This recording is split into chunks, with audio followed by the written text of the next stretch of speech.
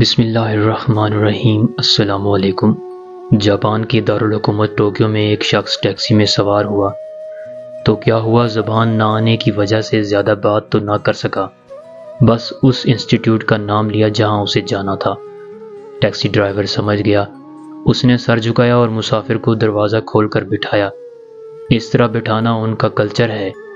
سفر کا آغاز ہوا تو ٹیکسی ڈرائیور نے میٹر آن کیا، تھوڑی دیر کے بعد بند کر دیا اور پھر تھوڑی دیر بعد دوبارہ آن کر دیا۔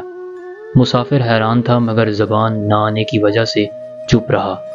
جب انسٹیٹیوٹ پہنچا تو استقبال کرنے والوں سے کہنے لگا، پہلے تو آپ اس ٹیکسی ڈرائیور سے یہ پوچھیں کہ اس نے دوران سفر کچھ دیر گاڑی کا میٹر کیوں بند رکھا۔ مسافر کی شکایت پر لوگوں نے ٹیکسی ڈرائیور سے پوچھا کہ آپ نے ایسا کیوں کیا۔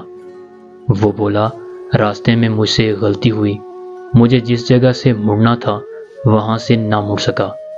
اگلا یو ٹرن کافی دور تھا، میری غلطی کے باعث 2-2.5 کلومیٹر سفر اضافی کرنا پڑا۔ اس دوران میں نے گاڑی کا میٹر بند رکھا۔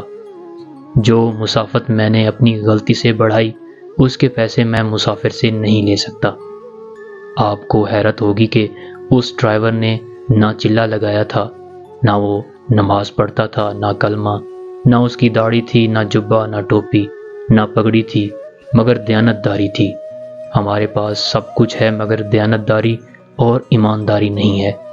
ہم مسلمان تو ضرور ہیں مگر ہمارے پاس اسلام نہیں ہے۔